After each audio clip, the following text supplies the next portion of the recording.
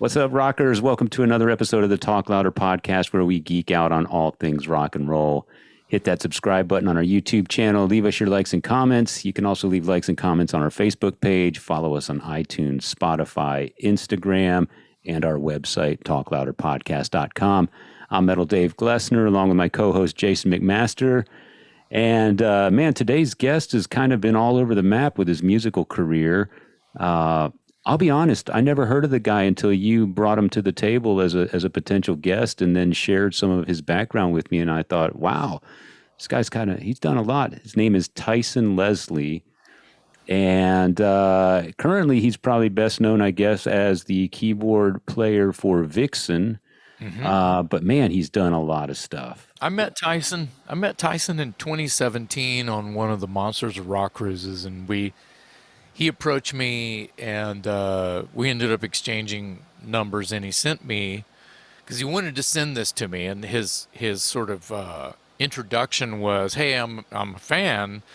And, of course, he was playing with somebody on the cruise. I don't even remember who it was. You'll have to watch the episode for even me to recall who the hell he was on the cruise with, but it was probably Vixen.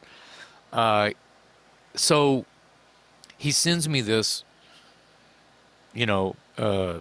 text message. It's a link to a video of him singing "Scared" with this, and we talk about it in this episode. Mm-hmm. And he's just nailing all the high, screechy, silly, grab my balls notes on the end of "Scared," and I'm just like, wow, that's awesome. And he's a keyboard player, but he plays everything. He plays bass, he plays guitar, he sings, he does everything.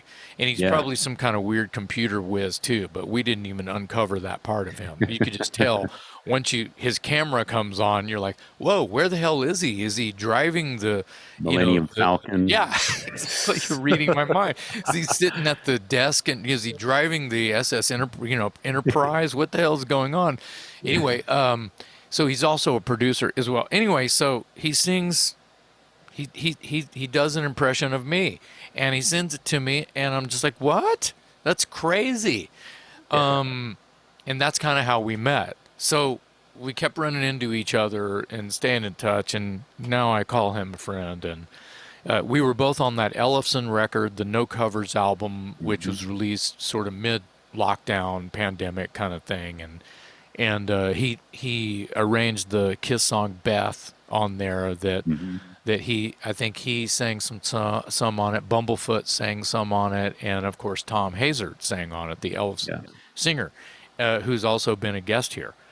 Right. So he knows all of those. Everyone that's on that record, he knows all of them. So I don't know. I can't even say that, So that's kind of how we met, and it's just ridiculous how busy this guy is with whatever and anyone who needs his services, and he's such a pleasant workaholic, I'll just say. He has kids and a family and a mortgage and he's a regular guy on top of just this completely unsung guy. Right. I mean, I know you're impressed. Yeah. I mean, I was doing some research, and he's currently most involved with Vixen, but he's worked with Corey Taylor from Slipknot fame, Slipknot and Stone Sour. He's worked with Dave Ellefson. He plays with Faster Pussycat, gets up and jams with them on these Monsters of Rock cruises, or whenever they're in town, wherever he happens to be. If they cross paths, they invite him up, and he plays some piano on stage with Faster Pussycat. The thing that got me was that one of his earlier gigs was, well, I don't know if it's early in his timeline, but one of the gigs that he had was playing with Tracy Lawrence, who is a huge country western star. So we've not had a lot of people on this show that can say that they've been out. Well, we did. I should correct myself. We had Bobby Charzonvek, who's he's playing with Strait. Biggest country guy out there. But Tracy Lawrence, a big deal at one time, and our guest Tyson today had a gig with him. it didn't end so well, and Tyson's a good sport about sharing that story with us. Yeah, you'll have to just watch the episode to just hear how that debacle happened. And he did sort of go south in his mood for a second. He's like, "Oh, well." Yeah. And one of the things I enjoyed about having him as a guest is he's just real and honest. And, he'll tell you when he stepped in the poop, and he'll tell you when things have gone great. And even the times that things don't go so great, apparently he handles them with class and rolls with the punches very well. So He's pretty much worked with almost everyone who's involved with the Big Four.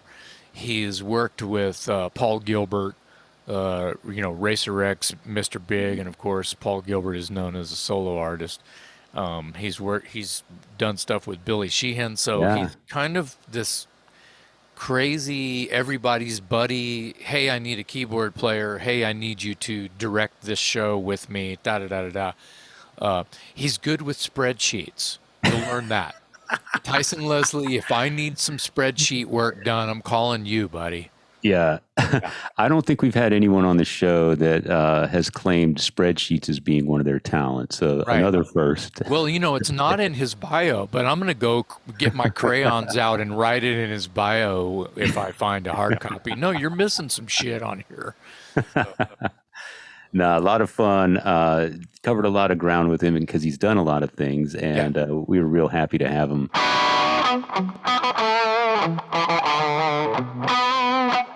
Tyson, I just want to jump in and tell you, it's been a pleasure finally meeting you. I think that we were actually on a cruise or two, and maybe even the Ellefson No Covers was out already before we met. Yeah, well, we met, I think, on my very first cruise. It was brief, though. I think it was 2017 or maybe 18. Oh, it's possible. 18. It was my first cruise because you guys were on there that year, and then you were not on the next year, and then you were on, I guess, was it last year? This year, I guess. So see, that's how they jerk you around. Yeah. You can't do them all. You have to do, nope, nope. Okay, this, nope, next year, nope. Oh, okay, next, yeah. Right. I don't know how they decide all that stuff. I mean, we do tend to be kind of, I don't know, since we're on the same management and all that stuff. Thank you. We seem to be on it almost every year, but we weren't this year because, we had one person that couldn't make it due to the vaccine stuff and all that fun stuff. So now, when you say we, clarify, because you're my main job, I guess, for lack of a better thing, is I play keyboards and tour manage for the band Vixen. Right on. That's what I thought. That's what I thought you were talking about. It's mainly for people listening. I mean, definitely worst gigs to have. Yeah, it's pretty fun. Well, yeah, I bet it's fun, and never a dull moment with those ladies, because they're probably fucking hilarious. They are. They're a lot of fun. Everybody gets one thing about that band. It's great. Is just they're all pros. They've done it, and they've been there doing it for a long time, and so the drama level is extremely low. In fact, for most parts, fairly non-existent. Yes. And then being kind of a hired gun in this situation and all that, when there is drama, I'm usually not privy to it until after it's happened. Yes. It's like, okay, that part's above my pay grade, so I don't even have to deal with it, which I kind of enjoy that part of it too. And the other thing I also enjoy, I don't have to do like signings and all those kinds of things. I'm just like, okay, bye girls, see you later. And I'll go off and do whatever I want or go watch the next band or all those kinds of things. How did you get the Vixen gig? Man, I was pulling out of a Target in Murfreesboro, Tennessee, and my phone lit up. It was a guy named Tony Higbee, and Tony plays guitar for Tom Kiefer. And I was like, what the hell is this guy calling me about? Because at that point, I had not been to Nashville very long. So I didn't know a lot of people, and I barely knew Tony. I mean, in fact, I don't even know why his number was in my phone at that point already. And I was like, well, I better answer it and see what it is. And he goes, Cher Ross from Vixen's looking for a keyboard player that can do tour managing duties. Is that something you're able to do? And I was like, yeah, sure, I can do that. So, and there I am. I'm doing it. Wow. So, and how long have you been doing this now with Vixen? I joined in February of 2017. Okay. And it was cool because my very first gig was this arena gig in Toledo, Ohio, opening up for Cheap Trick and for Tom Tiefer and a bunch of other artists and stuff like that. And so that was pretty surreal, just kind of walking out of my dressing room and there's Robin Zander telling stories about World War II and his grandpa and all this stuff. And I was just like, wow, okay, I've got to sit and listen to this. This sounds awesome. And I did. Yeah, Wow. I think they call that holding court. Yeah, pretty much. Grandpa Robin, tell us the story again. Yeah, it was pretty wild. Wow. So, who's left in Vixen these days? I know, I believe Roxy, and you mentioned. Yeah, so Roxy's as of this year, Roxy's the only remaining original or popular lineup. I didn't even know that. So Cher left. She announced her retirement, or not retirement, but I don't know what you call hiatus. In February, she just got really, really busy with real estate. She lives in Florida, where like half the country's moving to all at once, and so her business has been booming there in that world. And so when she'd go out with us, she would lose money, and she'd also get angry clients that because she wasn't able to be there for showings or this, that, or the other. Right. So, and then just between that and some of her own personal family things, she was just like, I can't do all of this stuff. And so something's got to go. And so that's what it is. She's like, I hope to come back and I'd like to, I just don't right now. I can't do it. And so she did it in a really cool way though, in a way I've never seen anybody do it before. We brought Julia, who's playing for us now.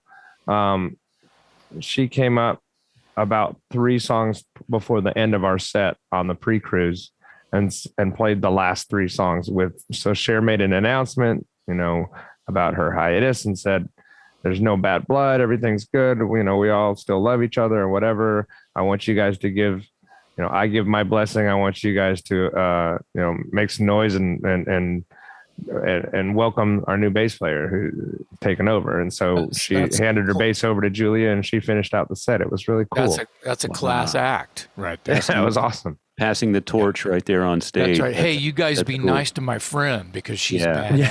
Yeah. I get it. So it's tough, man. I can imagine just going in. I mean, I filled in a beloved member's shoes before and been nervous about like, how am I going to be welcoming into this new thing? Cause everybody loves this other guy. And so my job with that, I was in a band for years touring, just van and trailer, the old days kind of stuff in a band called Pomeroy. And they were really, really popular here in the Midwest. And their keyboard player was, pretty regarded as a great player, which he was. And everybody liked him. So I was like, well, shit, I better come in and bring my A game on this deal. So I did by coming in like full on setting my keyboards on fire and just making a complete spectacle of myself and just being like, hi, I'm here. I'm going to make a statement and hopefully you like it. And everything went great. Yeah. Perfect. When you're backing out of Target and you get that phone call to possibly join Vixen, how much of a Vixen fan were you at that time? Did you have to do a lot of cramming to learn the songs, or were you already pretty familiar? I was familiar with the hits. Yeah. I had the first album. I actually had the first 2 records. And I have the third one on CD, but I don't think I'd ever listened to it, honestly. And we never played anything from it anyway, because that was kind of when they were going through their identity crisis period, like all 80s bands did in the early 90s, where they were just like, wait, what do we do? Let's go grungy or heavier, which I love that record, but it's way different than the other 2 records, Right. So I knew Crying and I knew, obviously Edge of a Broken Heart. Everybody knew that song. And Love is a Killer. I knew a couple of probably about 4 songs, and it's funny because when the very first gig I got when I moved to Nashville, I was there for about 3 months. And I hopped on a bus with a guy named Tracy Lawrence, a huge country star in the 90s. And I had never heard a single song of his. I didn't know anything about him. And I was just sitting there cramming like crazy for that gig. I had 2 weeks to learn like 38 songs or something like that. And this gig, it was more like I had a month to learn not even that many songs. It was more like 20, 25 maybe. Yeah. And I came in. One thing I learned from the Tracy gig, though, I came overly prepared. So I just charted and learned every song on the first 2 records, just in case they just called one of them. And so me and Britt Lightning, who's the guitar player that took Gina's spot, we both auditioned at the same time, got the gig at the same time, and we've been there ever since. So. Wow. That's kind of cool. You had an automatic partner in crime. Yeah. Yeah, that must have taken some of the pressure off you, knowing that you weren't the only new kid on the block. There was somebody else there also trying to prove themselves. And I would imagine, knowing that you're not the only one in an established band, kind of takes some of the stress off you a little bit. Yeah, I think so. I mean, I don't know. At that point, I was just jazzed to get the gig, and I worked pretty hard for it. And the tour managing stuff, I'd done some, but not to the extent of a band like theirs. So there was a lot of learning that I had to do, but at the same time, I don't know, it all came pretty easy. And the songs in Vixen, way more my wheelhouse than Tracy Lawrence. I grew up. I saw Vixen at Memorial Hall in Kansas City when I was younger. And I just remember just like looking up and just like all these hot girls with guitars and just being like completely flabbergasted by it. Yeah, I remember seeing him on Arsenio Hall show, and that appearance. And I was like, man, this is awesome. And so, yeah, so I would say, and I had the poster, like there was there's this one poster that if you're a Vixen fan, everybody had it.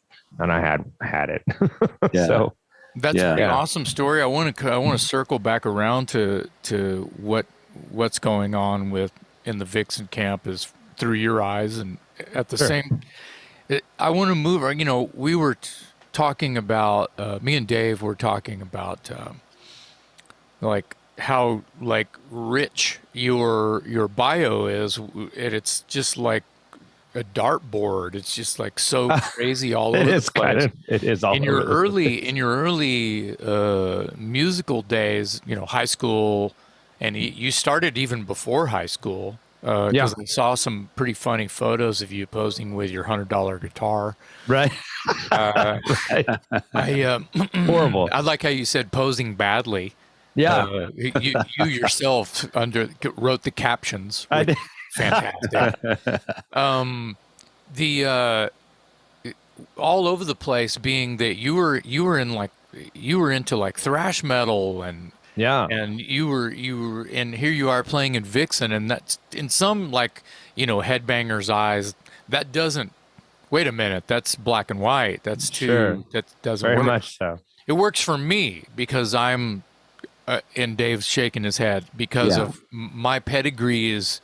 Again, like that, it's all over the place. Well, why would you leave this technical thrash metal band to sing, pop metal?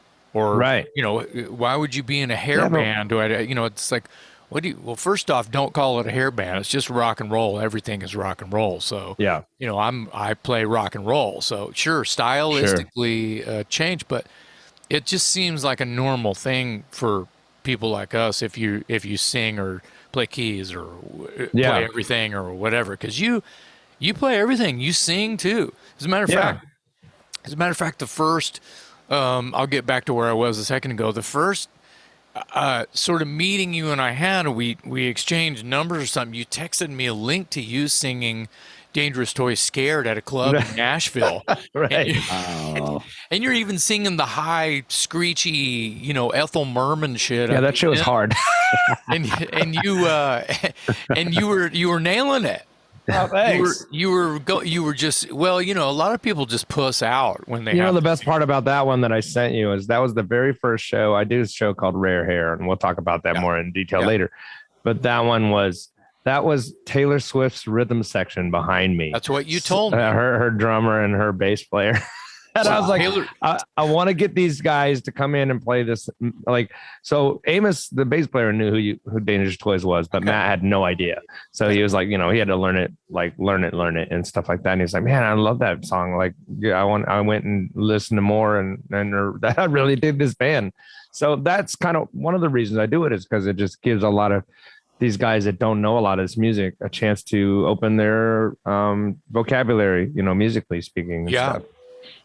Yeah. Open their chakra. Because I remember the first time I heard Watchtower, and because of being a Dangerous Toys fan, I was like, okay, let me see what else this guy's doing. And it's just like, okay, this is a lot different in a great way. And so I think going back to what you were saying is, to me, one of my old bosses at one of the clubs I worked at, his whole mantra was, "What's good is good." And so there's something in every genre of music that I love, and there's something in every genre of music that I can't stand. Right. But tell us a little bit. I'm sorry to interrupt. Tell us a little bit about the run you did with Corey Taylor, Slipknot fan. That was a pretty short-lived band that happened in around 2009, 2010. That band Pomeroy I used to tour with, we played in Iowa City one night, and we got there early, which we never got anywhere early ever. But for once in our lives, we got to the club early. And so I was like, well, let's go inside and check out the place.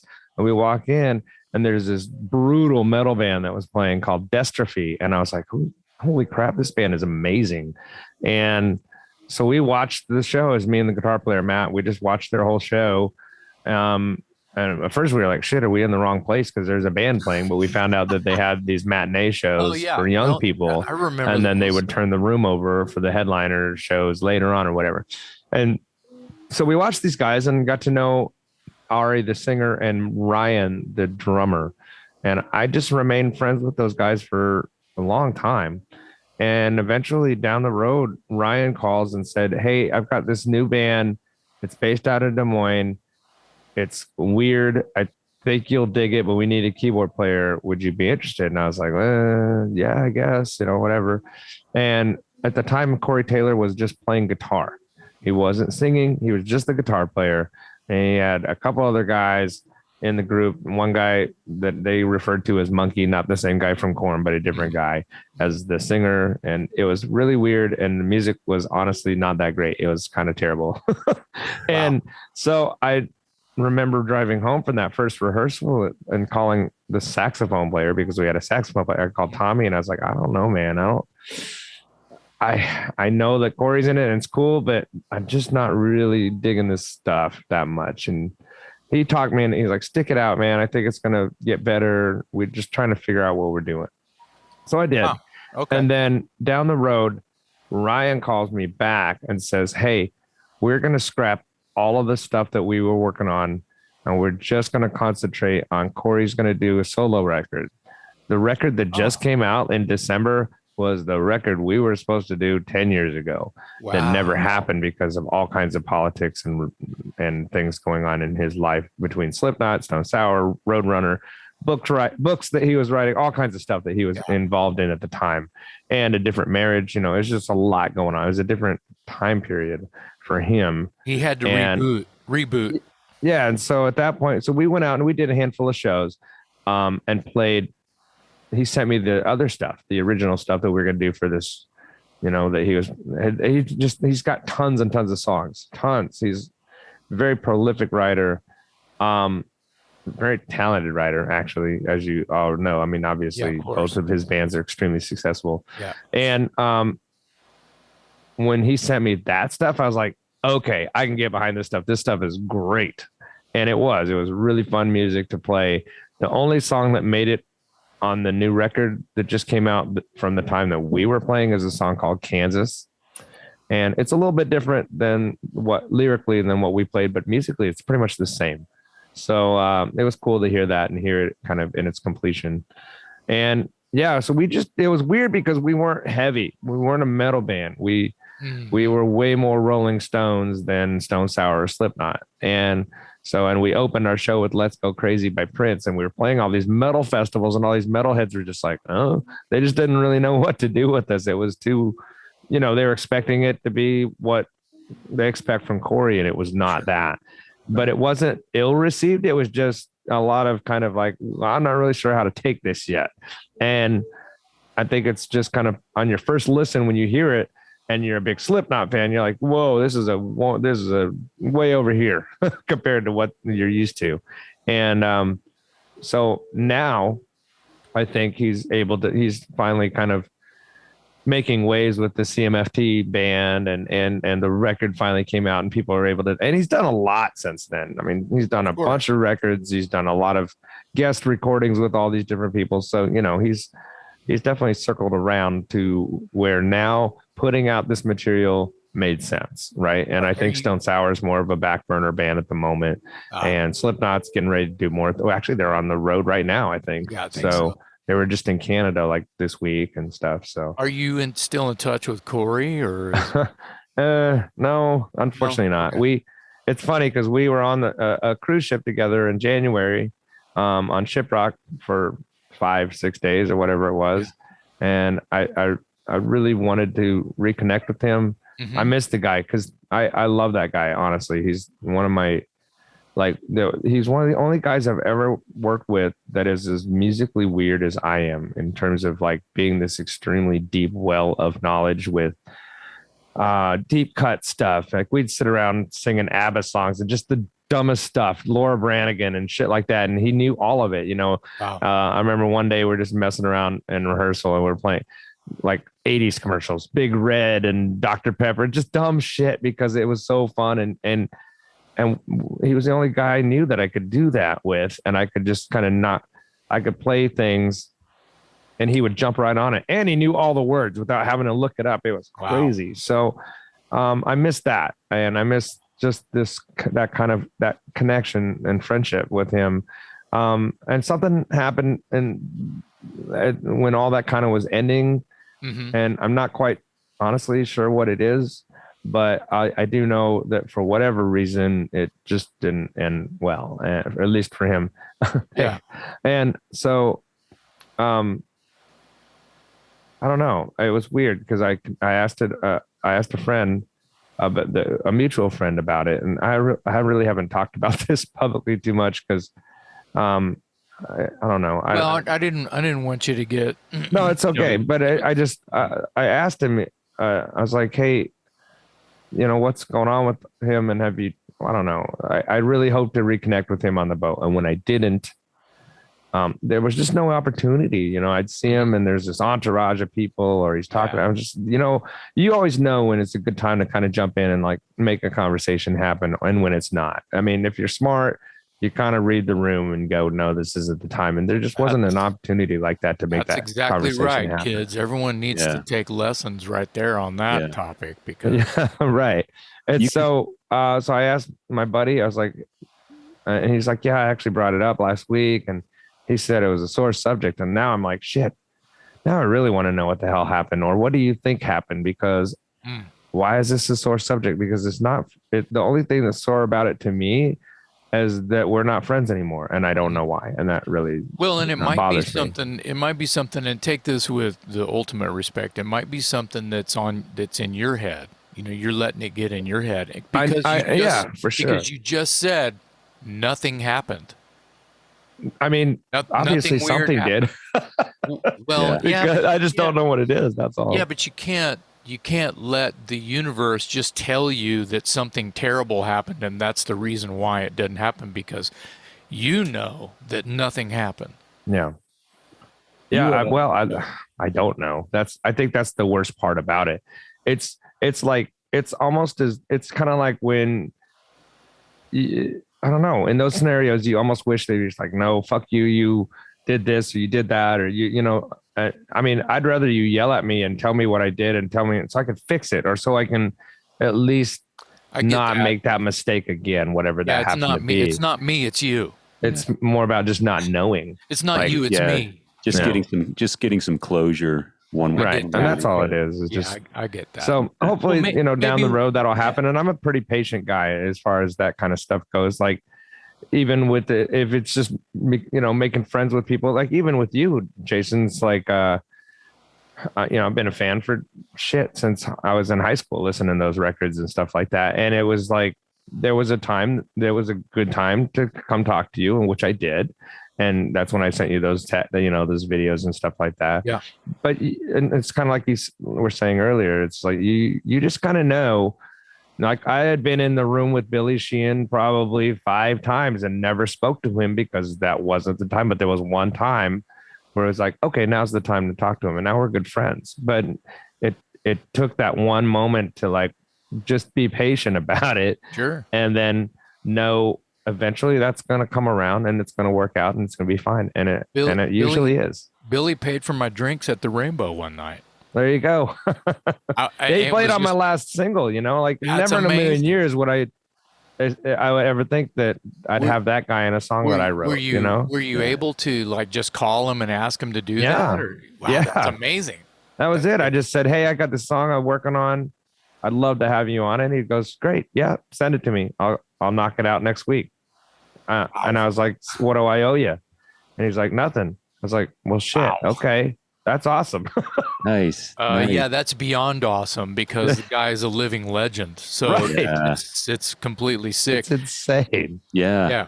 Yeah. You're kind of answering some of the questions that I had before I can ask them, which is great. I kind of wanted to know what the personality of Corey Taylor was like and Billy Sheehan. We spent enough time on Corey, but so tell me a little bit about Billy Sheehan as a person. We all know him as an extraordinary bass player, of course. Sure. As someone who's he paid for all my drinks at the Rainbow. Well, yeah. There you go. I guess that kind of says it all, right? I don't know the guy. My Watchtower opened for Talus in 1984. I saw Talus open for Yngwie Malmsteen at Sunken Garden. That was the show in Austin. That was wow. Watchtower, Talus, Yngwie Malmsteen, Rising Force, 84. Oh wow. What's he like as a personality? He to me, he couldn't be a nicer guy.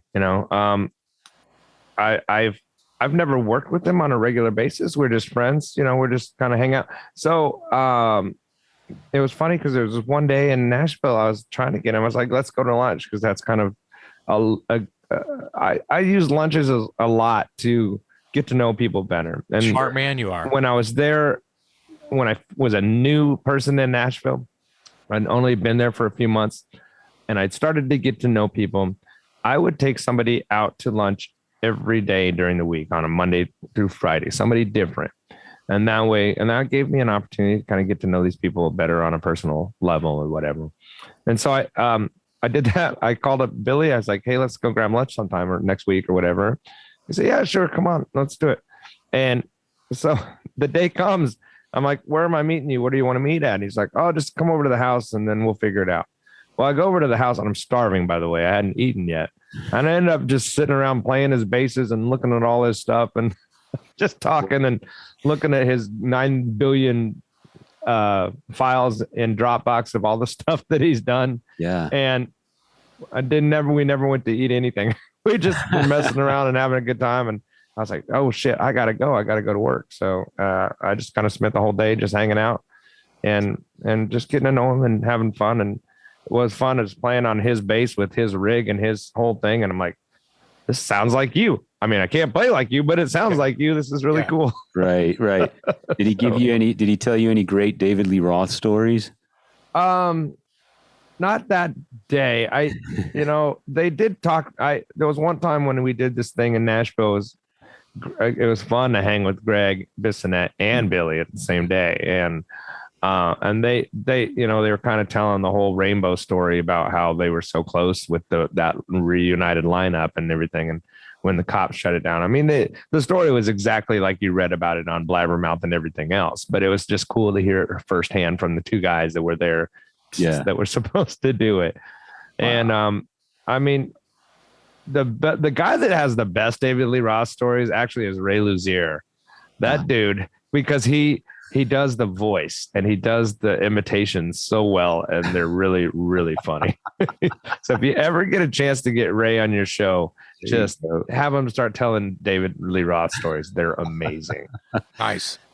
I think you may be the only guy we've had on the show that got started in country music and didn't just. I mean, got started in a big way. I mean, I want to go back to Tracy Lawrence for a bit.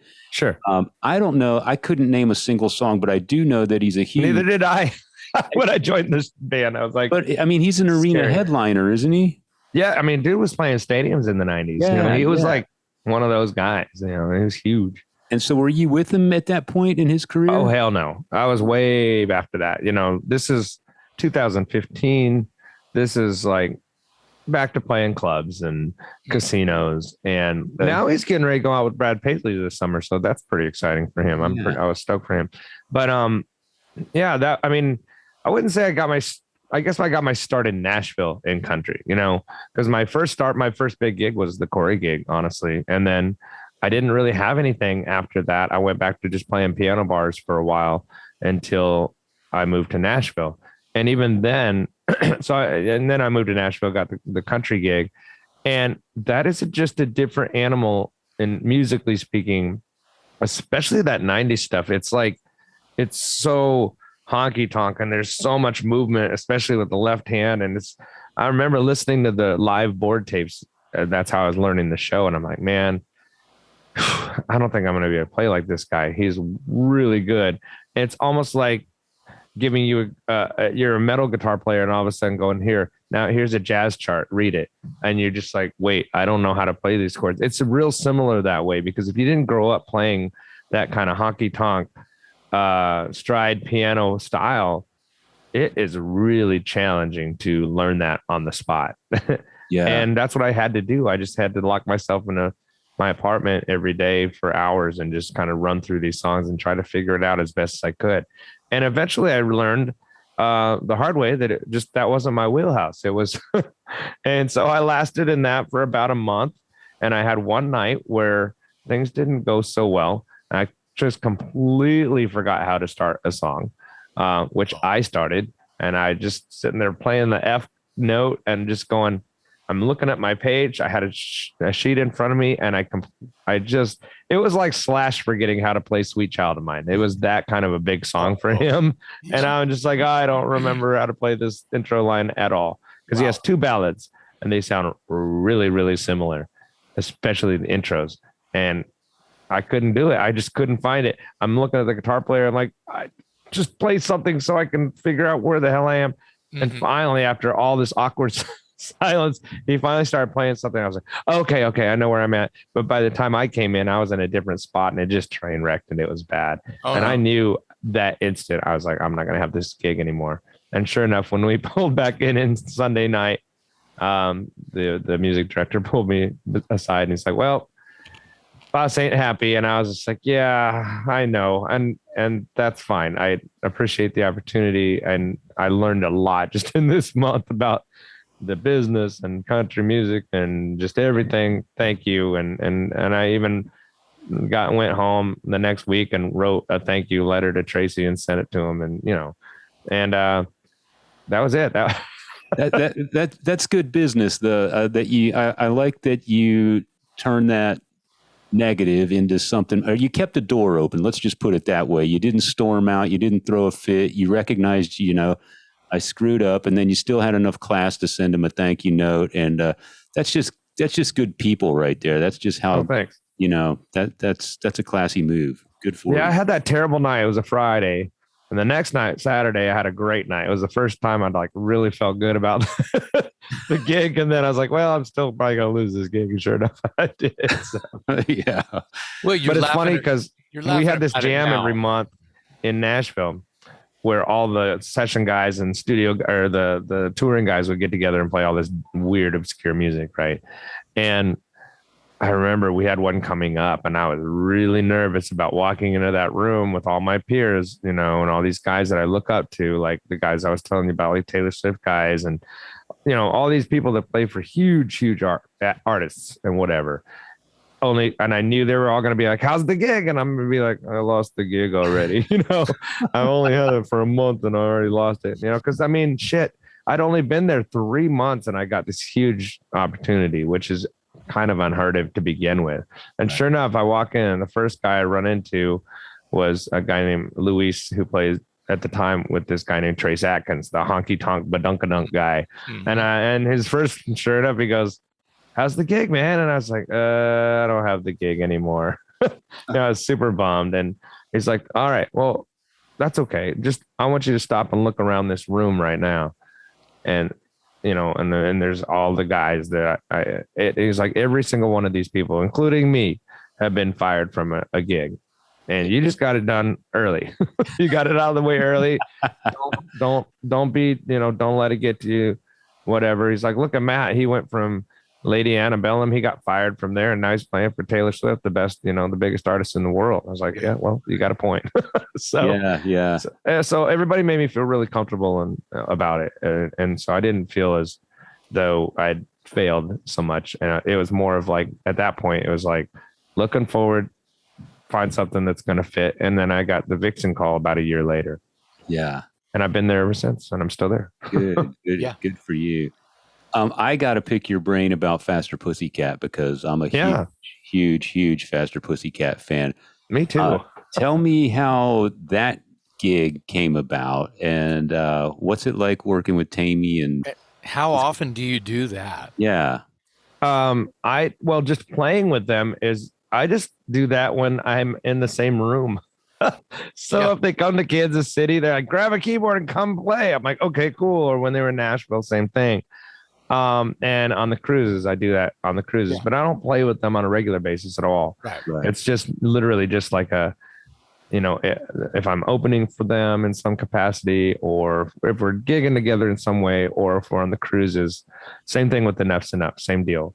They're just friends. An open door. They're just friends, and they always go, man, if you're around, just come play. Because there are parts on their songs that don't exist when I'm not there, or they don't have a keyboard player in their band, but they're on the records.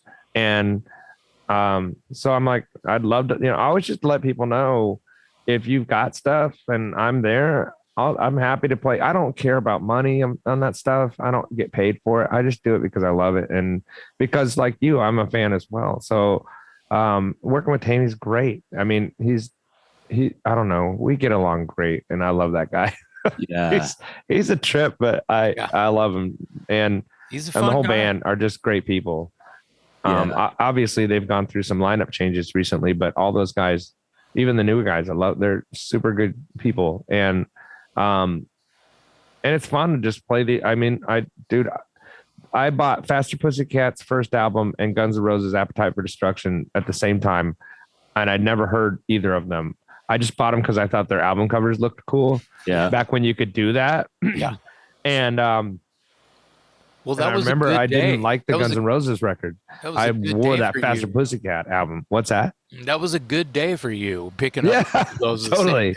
Yeah, I kind of had the similar experience. Both those records, I got both of them right around the same time. And Appetite, of course, everybody was listening to it. So Faster was kind of the underdog in a sense. And honestly, because of through no fault of their own, but the burnout factor with Appetite has kind of pushed it to the back. And I've probably listened to that Faster record way more times than the Appetite record. And I love the Appetite, but you don't hear Faster Pussycat on the radio all day, every day. And at this point, though, with GNR, I can only really take the second side of it, like side B, so to speak, basically from My Michelle on. Yeah. And I skip Sweet Child of Mine every time. Because you've heard it so many times. I've played that goddamn song probably more than they have at this point in my life. When you get called up to jam with Faster Pussycat, what songs are you playing? Usually Poison Ivy if it's in the sets. They don't always put that one in the set. I always do House of Pain though. Mm-hmm. And then there's a song called Friends off of the third album that I'll do them once in a while. Let's see, what else have we done? Cat House, don't you play Cat House? Yeah, Cat House. This is the first time I did Cat House though. Was on this cruise because I was like, dude, I was standing on the side of the stage. Yeah, when we were playing that, and you saw. Because I remember going to them. I went to Tammy. I was like, how come you never helped me play Cat House? There's piano all over that song. He's like, hey, just play it. Fuck it. I was like, okay, cool. So am I right on the studio version of, is that Nicky Hopkins playing the piano on Actually, that I song? don't know. I've never looked that up, to be honest. I want to say it's Nicky Hopkins because I remember being impressed that they were able to pull down a guy like that, especially on their first record when they were basically sort of, unknown or whatever. I would have to see who produced that record because I don't actually. I would have to go back Rick and Brody. see. Rick Brody Okay. produced it. Wow. Yeah. So you were out on the Monsters of Rock cruise. Does Faster Pussycat call you because they want you to be part of the band for the cruise, or are you out with somebody else on the cruise and just happen to show up and guest with them? This is where we talk about Rare Hair and your other involvement with Monsters. Yeah. Well, in this case, Vixen was supposed to play, but we weren't able to. But I was already scheduled to do a bunch of other things anyway, which was Rare Hair was one of them. And then I had a dueling piano thing that we tried for the first time this year with a guy named Will Dowdy who plays keyboards for Poison. Because when I'm not out with Vixen, I'm doing one of two things. I'm either playing in corporate and wedding kind of bands, or I'm doing dueling pianos somewhere in the United States. So like next weekend, I'll be in Lincoln, Nebraska, playing with a bunch of people I've never met, just doing the dueling piano thing. And that's where I got my start at Howl at the Moon. When the Corey Taylor gig ended, I needed something to do. And so I worked at a place called Howl at the Moon here in Kansas City, 5 nights a week, steady 5 nights a week, salary pay. I mean, it's a great gig to have if you're a musician or whatever. Mm-hmm. And, that's where basically you have two pianos across from each other. I play a song, they play a song, I play a song. It's all based on request. People bring up the songs that they want and you just play them. And so that's how I learned. It definitely helped me, learn a lot more material. But so we tried that for the first time on the boat this year, and it went over really, really well because it was kind of chill. It was something that people could do between bands that wasn't like super loud or crazy, and kind of, it was very interactive. And it went really, really well to the point where we're actually doing it again here in a couple of weeks on the Cruise to the Edge. Nice.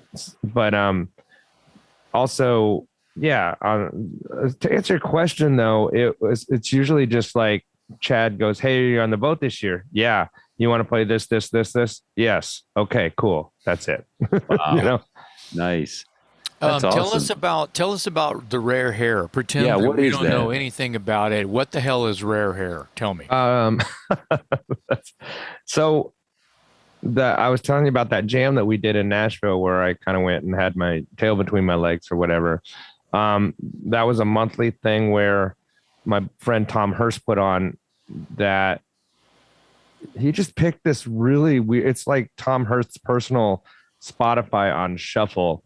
And it's essentially a different lineup of people each song. And there was about 25, 30 songs or whatever. And so when I was out with Tracy, I remember thinking I was going to do this band called Rare Hair, where a band that played deep cut 80s metal stuff. But I came to the realization that might not be very popular or not go over very well in a bar, right? Because like you really have to hone in on the people that sat in front of their TV watching Headbangers Ball every week. And to reach that audience could be challenging as a new band or whatever. So when I brought it up to Tom, I said, "What do you think about doing if I did this Rare Hair thing as a jam, like kind of what you guys are doing?" He said, "Yeah, I think that'd be good. You should try it." So we did. We tried their very first one in Nashville. And I probably only had about 50 people at the most, 30 to 50 people on that show, because I didn't know anybody. I'd only been there about 6 months at that point.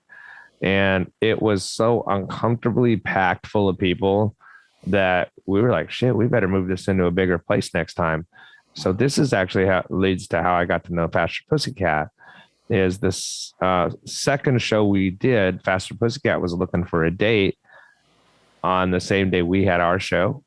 And the promoter called me. He was like, "What do you think about, me bringing Faster Pussycat to this venue on this day?" And I was like, "No, don't do it that day. It'll kill my show because I'm doing my show that day. And it's the only second time we've done it." Yeah. I said, "Let's team up instead. And let's try this. What if Faster Pussycat comes and plays on my show? They play first so they can, because it's a Monday, so they're not going to care. They play first. and they can hang out and party with us afterwards. We'll do the jam after, and they can play with us if they want, if anybody wants to play. And that's what happened. And it was probably about, we had a good 350 through the door that night, and we had a blast.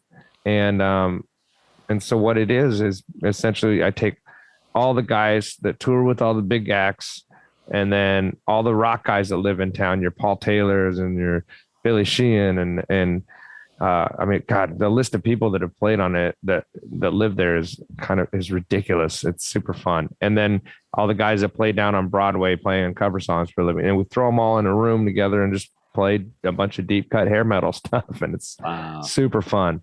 And the first show we did Scared, and like I always think about like. It's essentially all the bands that you'd see on a Monsters of Rock cruise or whatever. Mm-hmm. And so when I started doing the Monsters cruise, I brought it to Larry. I was like, what if we did this show on here? Cause this is the audience for this stuff. Yeah. Like I can play Hurricane, or I can play, DeMals, or these weird bands that most people are like, what, who? And I can play that on this boat, and they're going to know what it is, and they're going to sing along. They're actually going to know. Like I can just pull the weirdest bands, Smash Gladys and shit like that. Because I was a nerd back then with that stuff, and I went pretty deep. So, I don't know. It went really well. Oh, here's my boy. He just got home. I haven't seen him all week. Hey, buddy. Hey, how are you? How are you? He can't hear you though. It was Gene Simmons. Yeah, I saw that. Buddy. I'll be with you in a bit, okay? Okay. Well, that sounds like a lot of fun. Yeah, it is. Also, Tyson, it sounds like a lot of fucking work. It is. I mean, it's a lot of spreadsheets and text messages and phone calls, and just it's just cat wrangling. As soon as you said spreadsheet, I wanted to throw up. Yeah. I thought you got into rock and roll to get away from spreadsheet, right? Right. Yeah, but we call these the rock and roll spreadsheets because you just got your artist, song title, singer, guitar player too. I don't know if that would make me feel any better. Rock and roll. A spreadsheet is a spreadsheet, right? Right. You mentioned a lot of cruises, and a lot of them people are familiar with, but I thought I saw in your bio somewhere, did I see a Rob Gronkowski cruise? You did. What the heck is that? It was absolutely stupid is what it was.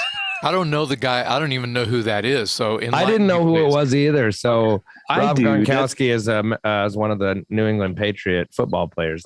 And he's extremely famous. He's a Hall of Famer. Not only for being a football player, but for just being a party guy. Okay. Yeah.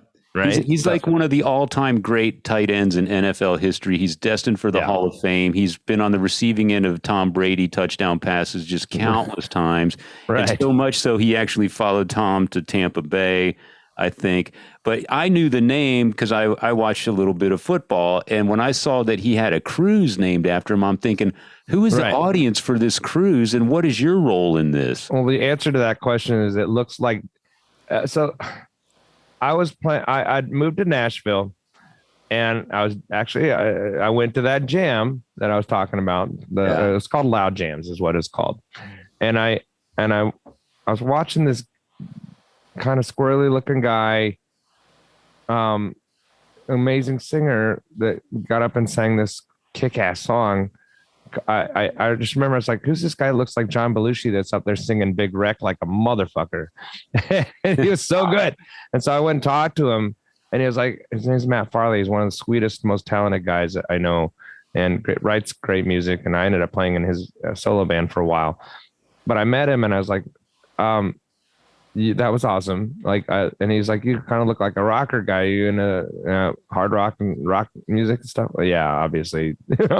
Yeah. He's like, you got to go to this thing on Tuesday nights. It's called the Rock and Roll Residency, and I didn't know what it was. I've heard. Yeah, it's a band. They played the cruise. They probably made it play the same one you did, and it's basically Ace Frehley / Gene Simmons band now. That's But back right. then they weren't that yet. They were just these guys that played classic rock better than anybody else you've ever heard. Like they'd play all this, and they didn't play a lot of hits. They play a lot of cool stuff, and they would go deep and play Cowboy Song by Thin Lizzy. They just do cool stuff.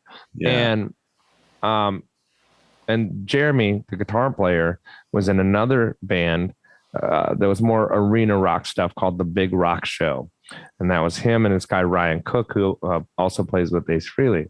And so those two guys play with Ace now, but then they were that was their main gig, right?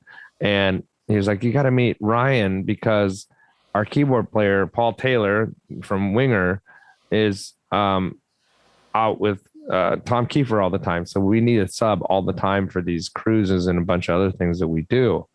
And I was like, okay. So I went and met Ryan, and he invited me to come rehearse with them because they had a show at a place called 12th and Porter there in Nashville. And he's like, if you play that and everything goes good, we've got this cruise coming up. It's the Rob Gronkowski Cruise. And I'm just like, okay, cool. I have no idea who that is, but that sounds fun. He's like, well, we do these cruises all the time. We do the Kid Rock Cruise every year and the Kiss Cruise every year. And, I think you'll dig it and whatever. And it's all, and they started rattling off the songs. I was like, well, I could play those songs right now. Like I have played all of those songs a million times. Here I go again. And but they don't play like Living on a Prayer. They play Runaway. They don't play Sweet Child of Mine. They play, they do the kind of alternate hits for those bands, which is cool. Yeah. Instead of Rock You Like a Hurricane, they're doing Blackout, which is like, it's fun. They don't do Walk This Way. Right. They don't do all the obvious stuff, the overplayed stuff. They Chip do Away Last the Child. Stone. Yeah. So we, so the first cruise we did was with me was the Gronkowski Cruise, and it was like Jersey Shore just threw up everywhere on that boat. It was hilarious, and we had no business being there whatsoever. It was rap artists and DJs and us. We were the only rock band there, and nobody cared about us. We were playing the theater to like 12 people. Nobody was there. It was so weird. Wow. And they kept apologizing. It's usually not like this. I'm like, I'm on a free cruise vacation with my girlfriend. We're having a blast. So whatever. We don't care. We're having a great time. Right. And that eventually did lead to, they're like Kid Rock Cruise. I did 2 of those with them and 2 Kiss cruises with them. And then some other Nashville based events and stuff. And now that they're doing the Ace thing, they really kind of don't have time for that anymore. Yeah. So the Gronkowski thing was not a sports themed kind of audience or cruise. His name was just plastered on the boat. Correct. And it turned into yeah. I mean, there were a couple things that were just for the audience members that were kind of sports-ish themed, but it was more just an entertainment thing. And the other thing was a mixed cruise. So if a mixed cruise is where they rent half of the cabins to the people for the themed thing, for the Gronk thing, and the rest of them are just people going on a cruise. So it was even weirder because of that. Yeah, I've done a shipwrecked like that with my band Broken Teeth, and man, the stories, I walked away. It's like, I hope you get Broken Teeth back on Shiprocked again. I am now the resident keyboard player for the Stowaways on Shiprocked now. Oh, that's cool. So I've done that 3 years in a row now. Wow. No, the story goes like this. It's like we were the first band on the first day, and it's sound check, right? And it's like 5 o'clock. Right.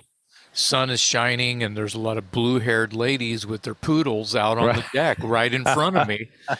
And I'm cursing up a storm, and I'm just, I'm like being obscene into the mic, trying to get the, these effing monitors are not loud enough. Can you, not, and just, that's every day, I'm just being normal, and I was going to say, looking around, I wasn't worried about it. I'm on a rock cruise. This is cool. These are my people. And I'm going, oh, look, cute. Someone brought their parents and their grandparents, and they're used to it because they're here with their kids who are probably in, I don't know,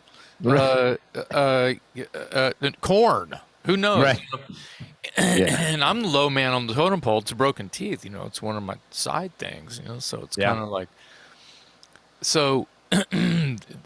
Next thing I heard was, shiprock people come to me and all of a sudden there's no cursing allowed taped to the monitor line, That's and hilarious. it's my fault.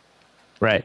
Because Grandpa went to the captain, Yeah, sure. and that's how I learned what a mixed cruise was. Yeah, that's hilarious. You, now I know.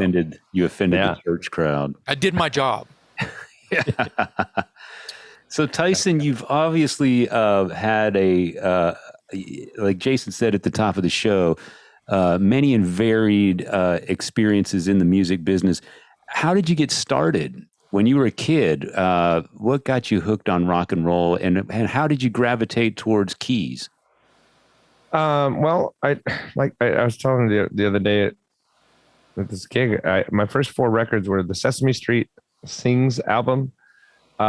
Nice. Or the first 3, the Star Wars soundtrack and Kiss's Love Gun record. Oh, you rule.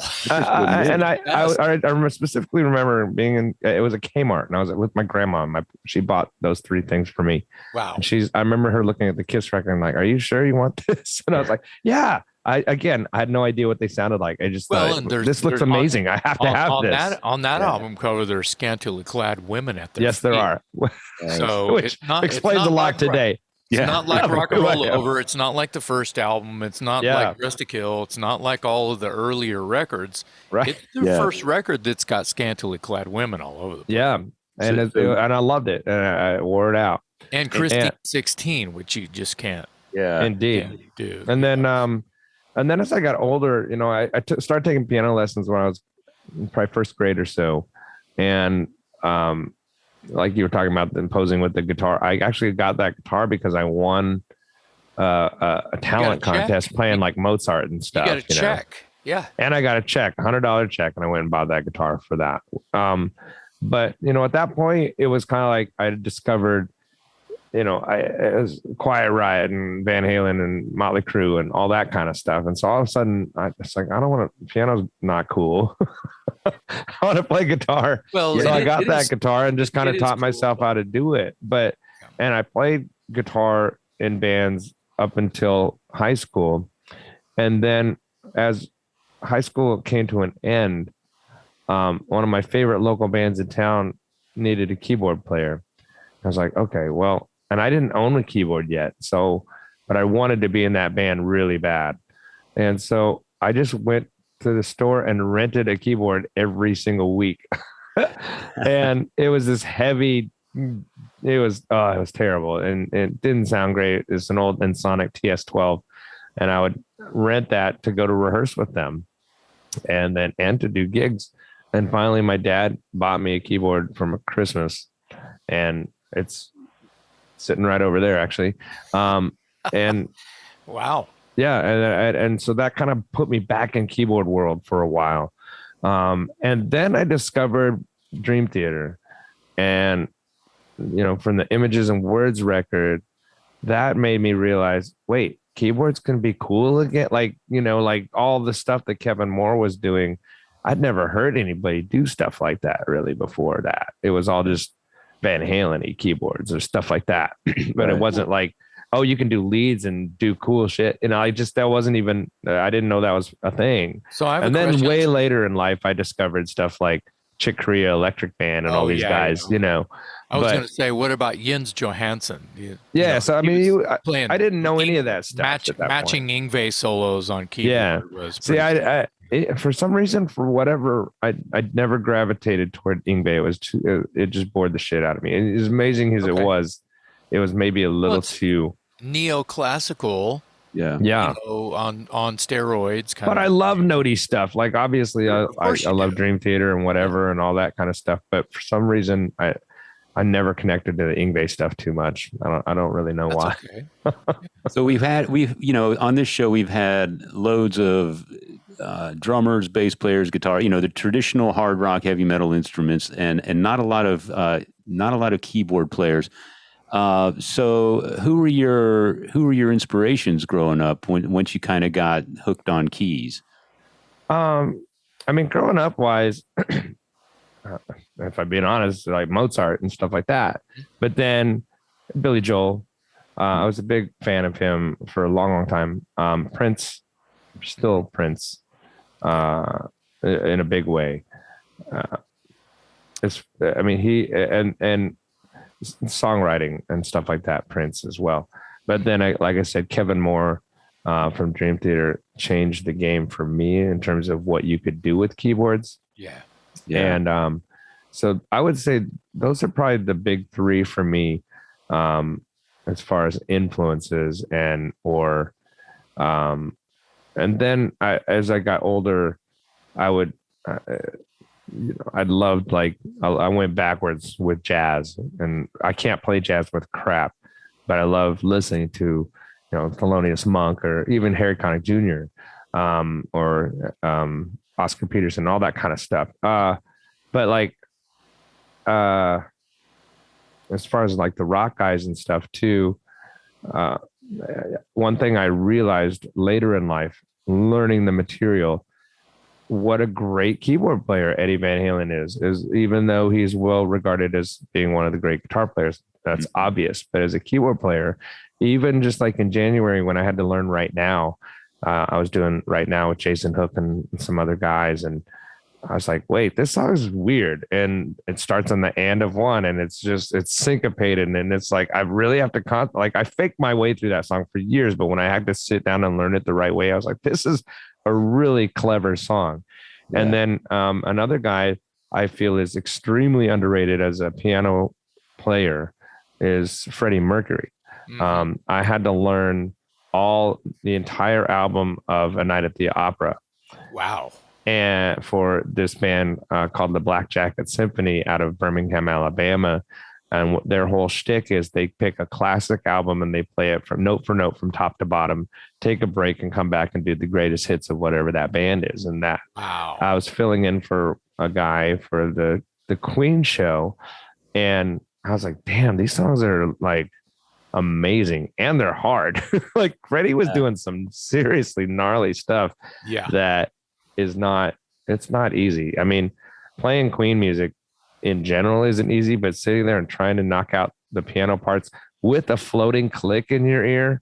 And what I mean by that is they beat mapped the click to the record. So it's not because there was no click on that record, but they used they had some backing tracks in the show. Mm-hmm. And so you had to really be on that click. And so it'd be like click, click, click, click, click, click, click, click, click. I mean, it would slow down. You're just like, you really had to pay attention. To click to the actual record. That's amazing. It was stressful. So Death on Two Legs. Yes. The obvious Bohemian Rhapsody. Yes. But Prophet Song. It just keeps going with The Love of My Life is like, ooh, that is a straight up classical song. Like if you play that song the way it is on the record, there are parts in that song that are just very classical.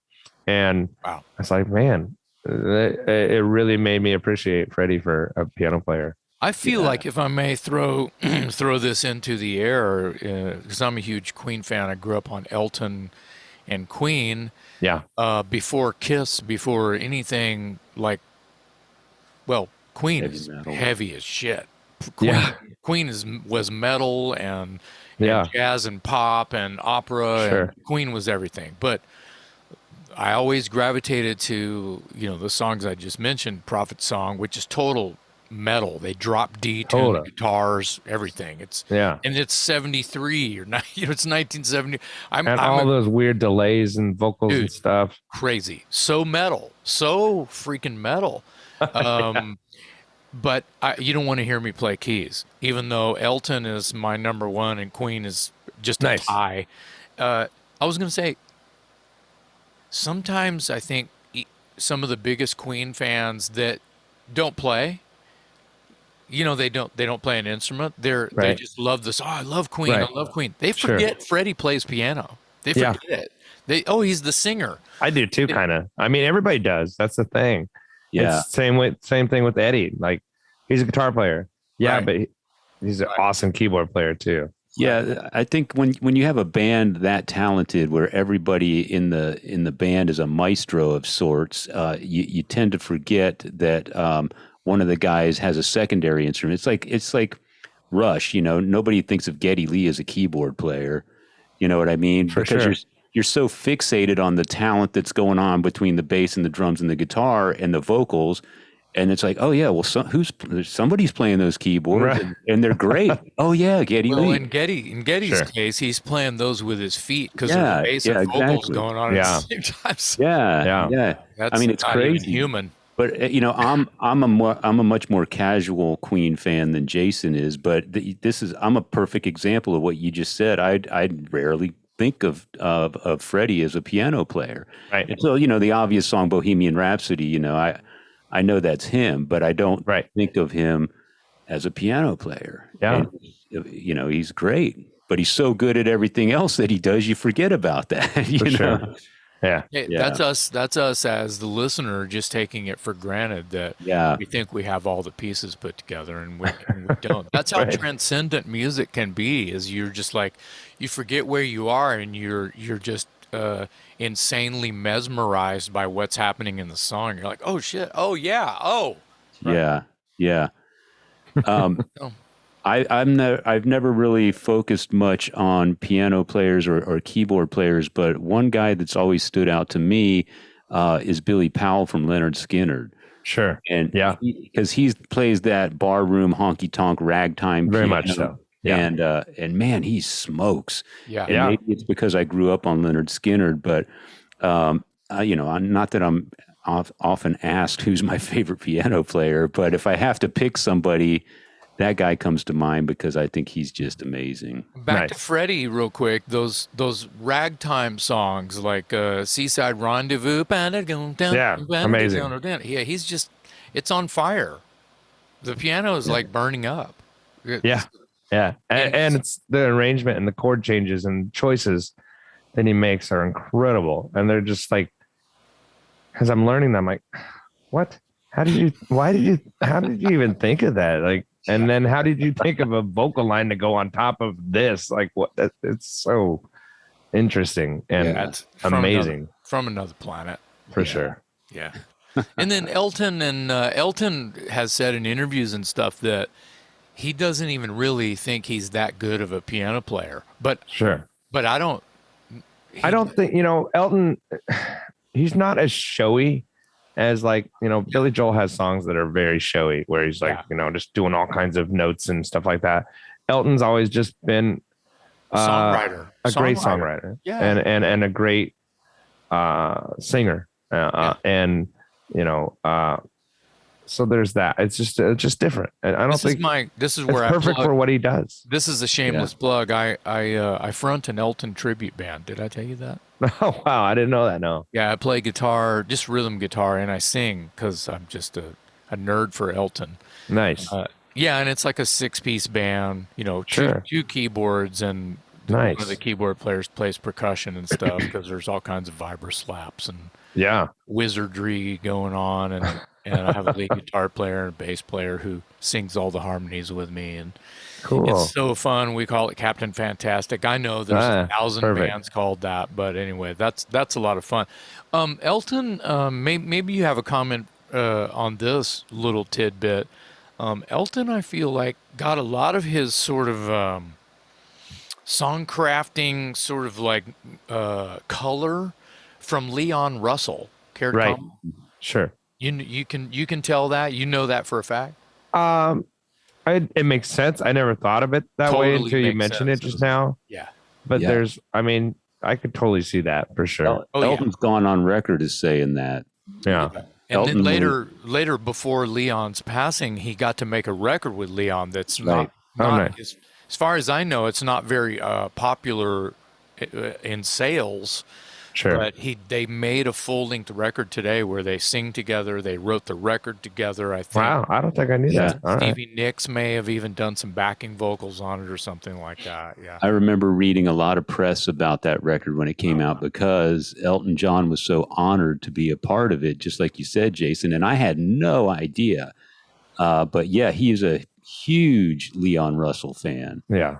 And Right I on. remember when Leon passed, Elton was again in the press and very emotional about it. I mean, he really, really looked up to him as a player and a person. And I know that he considered that album to be a huge honor that they Well, got. Leon was also one of those guys out in Los Angeles, if I'm not mistaken, that all of the old like 60s and 70s, early 70s records that you would hear would just be an artist name on the cover, and you don't read, you have to read fine print. They're not in the band, but they they structured all the songs with whoever the artist brought in, and they're the studio session guy on that record. And there's like 200 records that Leon Russell did where he's almost unnamed or unthanked and was just paid a fee. He just shows up with a carton of cigarettes and plays piano all day on Yeah. people's records. He Nice. was one of those guys. Yeah. He- Like I was late Before- to the party on Billy Preston, and I Oh, kind of discovered him, Yeah. way later in life, and and then had to go back and dig on like all the stuff he did with the Beatles, like the things I didn't All of it. realize that he did with them, and then of course the things that he did on his own as well, and just like he's Yeah. another one of those kind of guys that influenced tons of other players like Yes. that. Going back to Jason's point on Leon Russell, I believe Leon was on a couple of Joe Cocker records and did the Yeah, because he did what is it, Mad Dogs and Englishmen, or and there was a tour that was a massive tour at the time, and Leon was part of that touring band. But it's exactly what nice. you were saying, Jason. He was kind of this session guy that was very sought after and kind of took a back seat to whoever the marquee name was, but sure. he was on some major stuff. I was way late to the party on him too. Like for a long time, people would bring up stuff by him to the piano bar, and I'm like, I didn't have a clue, and I still honestly don't know a lot of his material. I just kind of know some of the most super obvious ones, but Yeah, there's same here, but a lot of people have covered Leon Russell's song. Willie Nelson is known to do one or two. Mhm. I don't know if they're still in his set, but he Right. recorded them and Yeah. did 'em, played 'em. Yeah. There was an Elton. They toured that record they made together.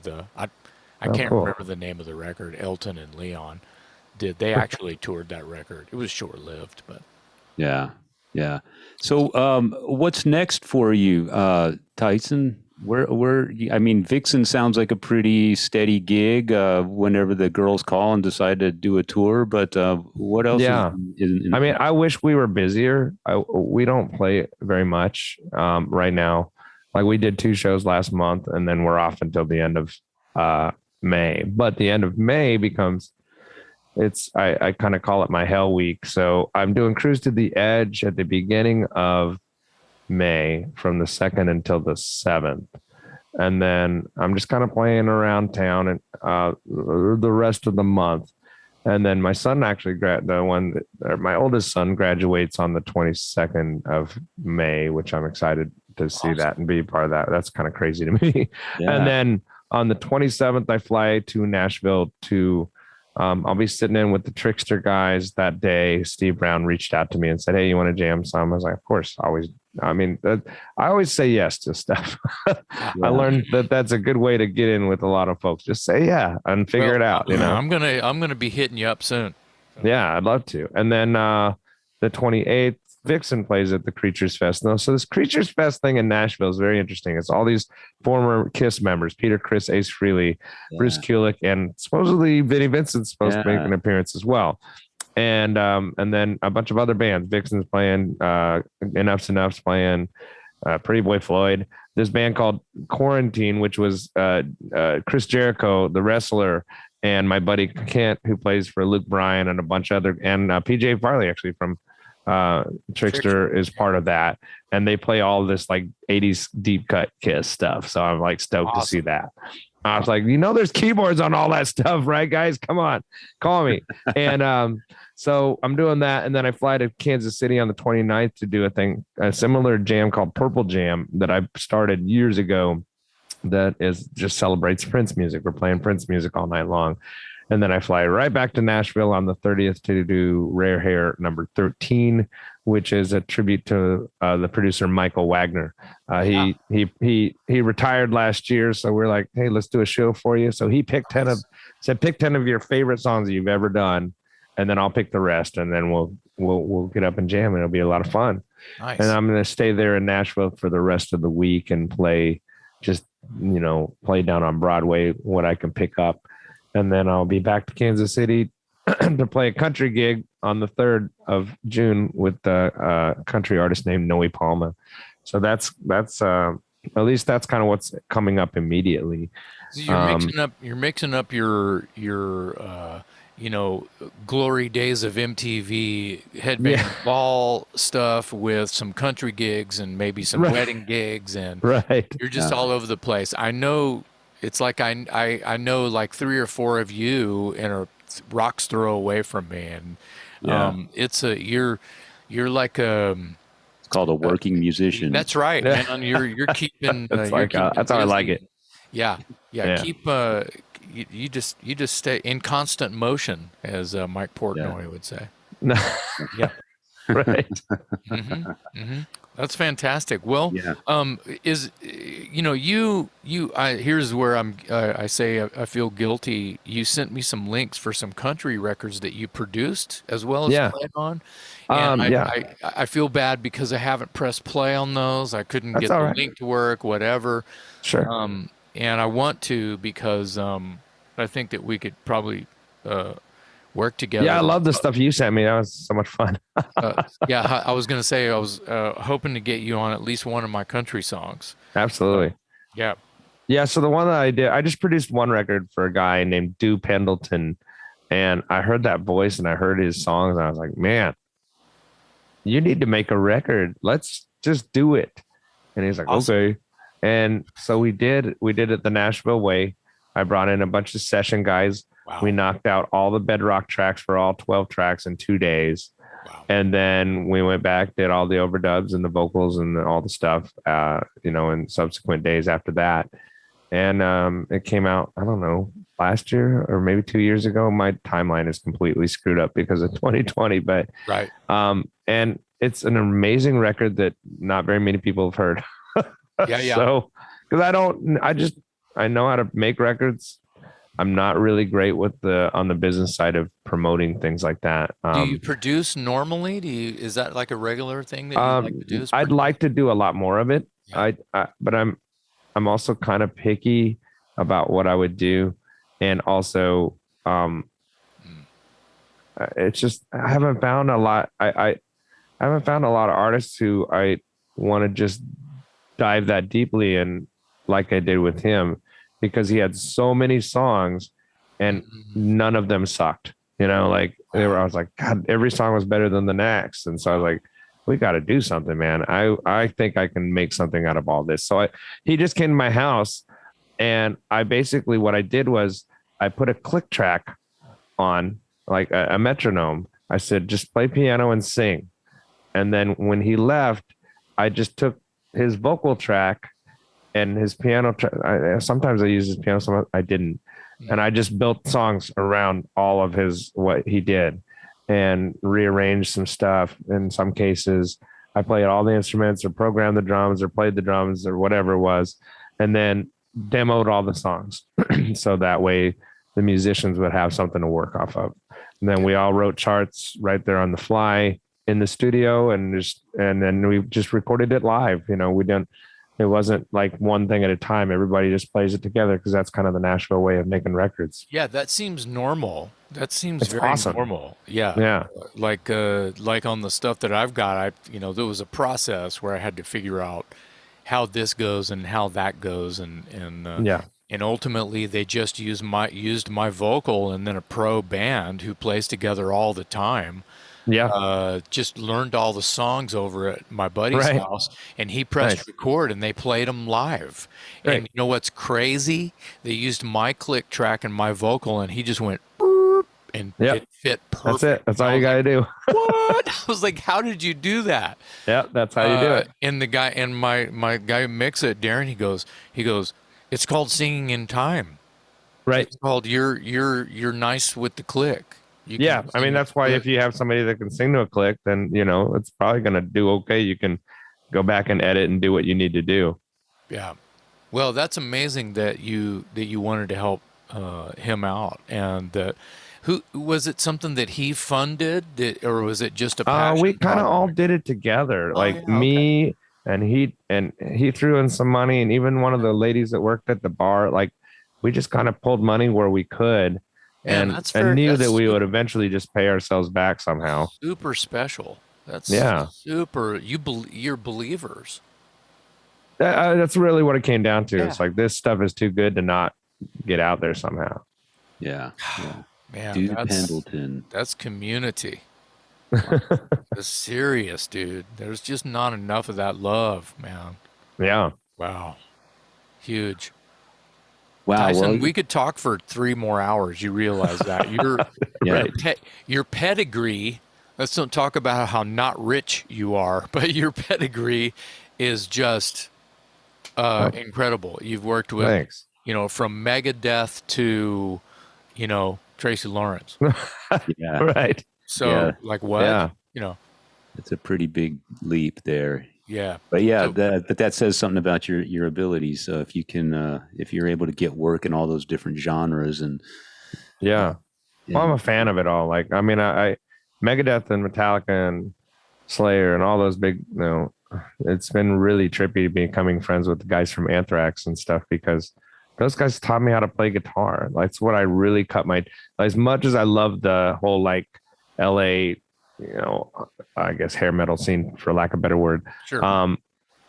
The thrash genre is that was the challenge. It's like I could pick really fast and that kind of the intricacies of how they were able to, just, time changes and all the stuff. It was all, very progressive rock and On a it just dime, played but really, really fast. precision. It's called Yeah. precision playing. That alternate picking, the thrash. And that's what I loved about it was challenging. And I cut my teeth on a lot of that stuff. And so that's kind of where the appreciation for that genre came from. So when I did the Megadeth cruise and helped David, he was like, "Hey, I want you to help me, with the All-Star Jam. We're doing this big All-Star Jam where we're doing a bunch of Kiss songs." I was like, "Okay." Right. And I walk into the rehearsal. I'm like, my whole fucking childhood is sitting right here in this room. I see Scott and Charlie up on the drums and guitar and Alex from Testament playing Steely Dan songs and then Bobby from Overkill and guys from Death Angel and all these. I was like, oh my God, I'm supposed to be in charge of these people. Yeah. They don't know who I am. How am I supposed to do this? But I put on the right hat at the time. And all I was there for was to help him schedule the rehearsal out so they weren't just sitting around all day waiting on their turn to do what they needed to do. Right. And I'm pretty good with time management when it comes to that kind of stuff. So I just put on the hat and said, "Hey guys, I'm Tyson. I'm just helping Dave. So Scott, Charlie, stay there. You're on the first two songs. Chuck from Testament, you come on over because you're on this one. Bobby, go get lunch. I'll see you in 2 hours because you're not going to be here for a while." And we just kind of, and we got through it and it went really, really well. It was super fun. That's called That's a awesome. director. Yeah. You were a director. Wow. Yeah, that's serious. awesome. I do a little bit of that for the School of Rock. I'm one of the Nice. directors. Yeah. I work in a competing school here in KC as a substitute teacher. In fact, yesterday I made a student cry for the first time in a really long time. Well, there is crying in rock and roll. I don't care what There is. There was yesterday, that's for sure. Right. Well, it was a learning experience for you and the kid, right? Yeah. Always, every time. Yeah. Or there's these kids that come in and I'm like there was one girl, that's probably my daughter's age, around 11 or 12. And I'm just like, "So yeah, just go ahead and play." And I'm thinking to myself, I couldn't play this shit to save my life right now. Like it was, Hayden, like sonata, pretty complex classical song. My reading has gone way down from when I was a kid, so I was just like, yeah, now just play that again a little bit faster. I was just like, how am I going to fill this half an hour and not let this person know that I have no idea how to play this song at all? Like I can read it while she's playing it, but I couldn't play it for her. I would embarrass myself. I have some bass. I have some bass students. I'm actually directing a Rush versus Primus show right now. That's appropriate. Nice. So there's like 11 year to like 16, 17-year-old is the Who the hell's playing Primus at that age? That's boys amazing. and girls. Well, there's this kid Atticus that is playing the majority of the Primus songs, and he's got his own 6-string, and he's on, here you go. He's on Jerry, and he's on Tom and Jerry. Tommy the Cat, Jerry was a race car driver. Stop. If you can play those songs on bass, you probably know what's going on. Yeah, but see, I can play Jerry, no problem. Okay. But Tommy the Cat, I've been struggling with for 2 years. Like when I sat down and tried to do it, just to get that fluidity with my right hand, it's still just sloppy. I can't do it. Well, I'm the kid's bass teacher. So imagine me sitting, and I can't, like he's like, we're sitting there trying to figure out the See, that's the easiest part of the song, though. Honestly, shit. Well, we were having isges with how fast that needed to be. That I mean, that's fast for anybody. Sure. But to get to the main riff is the hardest part. That's just he didn't have any problem with that. It was that's awesome. That's awesome. Anyway, that's me going, how am I going to fill up this 45-minute lesson where I'm just watching a 13-year-old blow my mind on that's bass. Incredible. That's great. The Rush, no problem, because I'm more of a Rush guy. But sure. Yeah. So I hear you loud and clear. Hey, well, we got to get you to play bass at the next Rare Hair, and then next time you're on the boat, man. If it's a Kiss song prior to 1980, I'm good. Okay. I do not put the X in sex. No, me neither. I do not. God. So I just did this songwriter camp with Desmond Child. God did not give rock and roll to me. So I played that on the Megadeth cruise with Doro Pesh. Oh no! And I got to the solo section, and I couldn't hear where I was. I started it a half step off. Oh, it was so bad. I was so mortified. Here's all my heroes watching me just shit all over this guitar solo. Oh well. Like, oh no. At least it was the song that Jason doesn't like. Yeah, that's true. It's okay if you mess that one up. Neither did anybody else. That's why nobody else was going to play it except for me. If you mess like, I'll take the song nobody else wants. Mess up fine. God of Thunder or making love or I Want You or something like that. We got to talk. Right. Yeah. But yeah, I just did the songwriter camp with Desmond Child over the weekend, and who wrote, who put the co-wrote that song with them. Right. And I'm like, I kind of wanted to go to him and just be like, you know what? All of your songs are great, but two. And both of those two songs are fucking Kiss songs. What were you thinking? Because he did that "You Make Me Rock Hard" song too, and it's just awful. It's so bad. I got to write a song, write lyrics with Desmond over the phone. Okay, a 3-hour phone. It was like a 3-hour phone call in 1989, and so think about the year that I just said. What was this song? Phone call. Anybody? I was gonna make it a trivia. Anybody in here know what song? It's a Dangerous Toys song, of course. I figured it was. Did it make an album? Off the second album? Yeah. It's not it's not. It's I'll give you one clue. It's not on a Dangerous Toys album. Oh wow. It's a Dangerous Toys song. Is it the one off Shocker? Demon Bell. Yes. Yeah, I love that song. We're actually doing that song. So the next Rare Hair after the next one after the Michael Wagner one is Rare Hair Goes to the Movies, and we're doing that song. What's fun is no one's going to really recognize that unless they're like a horror movie fan. Right. But that soundtrack was great, and that song Demon Bell was my favorite one on the soundtrack. So shit, thank you very much. I fucking love that song. Yeah, that song used to be called Dangerous Toys, which is totally ridiculous. Yeah. Wow, that's funny. Okay. Yeah, but it was awesome working with Desmond Child. He was like, I didn't realize how flamboyant is a good word for that. Hey, buddy, how you doing? Hey, buddy. All right, so here we go. Here's we go. What do you have right now? And I'm reading him it was bizarre, That's funny. just talking to him and like getting in his reactions and his personal dynamic, it was fucking great because he's good at what he does. Yes, he is. Very, very good at what he does. Yeah. It's like, dude, what the hell? Why are you writing a song with me? You know, I didn't ask him that. But Sure. It was the Alice Cooper connection because Alice was all over that soundtrack. Well, yeah, because he did Poison too for Alice Cooper. Well, and it was Alive Productions that produced the soundtrack and the movie. Okay. That's his management company. So Okay. He was, Right he was, you know, his people were executives on that project. That's awesome. Yeah.